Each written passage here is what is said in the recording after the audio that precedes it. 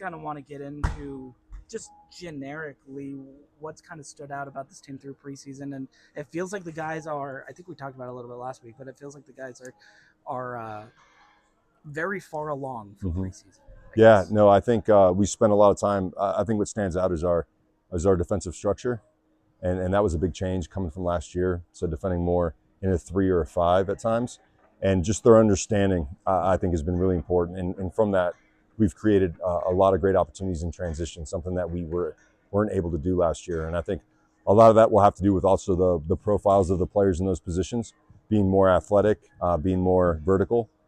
So that's been really really good. But overall, I just think it's really about the team cohesion and the collective mentality of the group has been great. You were able to get a couple of guys back in Portugal, and now moving back in. Victor's back in with the guys. Ari's back in with the guys. Mo is finally over the line. Morgan is finally over the line with this group. Just how are kind of some of those new faces working their way in? Yeah, it's really interesting is because they didn't get a lot of reps in Portugal, so it's almost like we gotta do a sprint preseason for these guys because what the guys did well, it was 2 weeks of work, and so now they join us, and now we have to backtrack a little bit and make sure that they're up to speed before we move forward. But I think the guys are, I think they bring a different element to our team. I think level of physicality, a level of quality, and I think a physical presence. And so I think the culmination of all the things will be really important. And we have a couple weeks now before the start of the season, so we just got to get them up to speed. A lot of video sessions, a lot of work on the field, and hopefully getting them game minutes. When we head to California to make sure that they understand what that looks like in real time with pressure.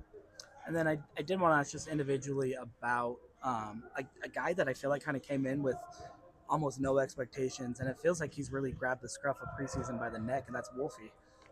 No pun intended, I guess.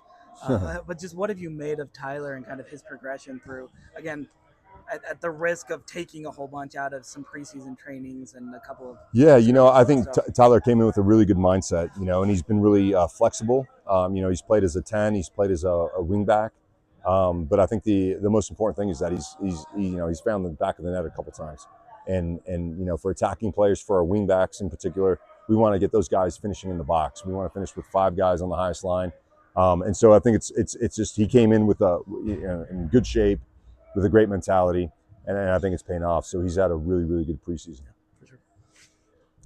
Every preseason, every season, every roster, they're all different. What stands out this preseason on and off the pitch that maybe is a little surprising to you? Again, I would say the togetherness of the group, and why that's unique is I think it's because there's been so much turnover, and new players coming in. Right, we had a couple players that stayed behind in Europe uh, due to their visa stuff, but then new guys come in with this group, and it just feels like everybody's clicking, everybody's communicating, and in preseason. One of the things that I always talk about is the communication piece because problems need to be solved in real time, and oftentimes teams adjust their shape. And so instead of waiting to halftime to fix the problems, the more we can communicate and solve problems, the better we're going to be. And what I've here is a real vocal team. So I think you have to feel comfortable to be vocal, and that's a part of the togetherness of this group. Rosters coming together, players coming in, players going out.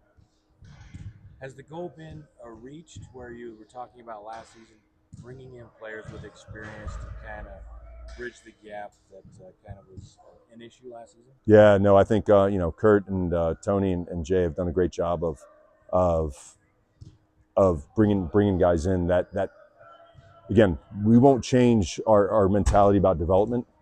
But the way I look at it is, in order to develop players in the right way, is they have to have mentors to look at on the field, right? It can't all be from coaching, but when they see players that have played abroad, which is where a lot of the players want to end up, and they see their professionalism in the locker room, they see the way they train and the professionalism in the way they go about the day to day. That has more weight, and that transforms younger players. And so I think they've done a great job with the roster. I think we have a great group, a competitive group. Our attacking group will be as dynamic as most teams in the West. I feel like, obviously with time and when they get up to speed. But we'll look at Gozo as a wingback. But if we can get Gozo as a 1v1 threat in wide areas, with Victor and Morgan in the box with our weak side wing back coming in, I think we'll be a formidable team in the attack as well. And so I think we did a really good job, and now it's about really bringing all these guys together, both physically, tactically, so that they can really contribute in the early stages of the season. A couple more weeks to the first game of the season. How does the preseason finish up? When does that starting lineup solidify? What are the steps now? Yeah, I think we were able to see a lot. I think those games in Portugal aren't just games that we just chalk up to luck. You get to assess the players, and not only the players as individuals, but how they work as a collective. So how the left side works together, and we've seen some changes in that.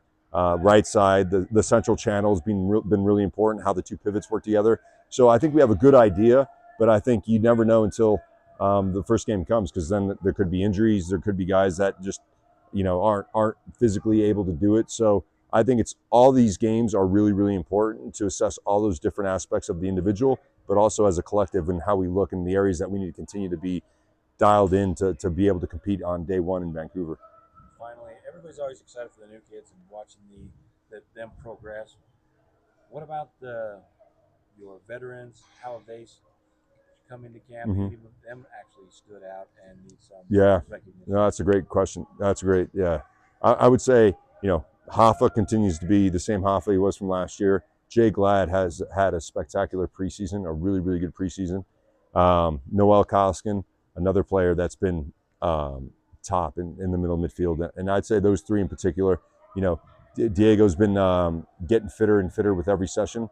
He's brought some real magic in moments. And then Gozo has been, again, Gozo, where he's just indispensable as a human being, as a player, and what he's brought to this group has been terrific. So there's been a lot of great surprises from the young players. Ruben's been great.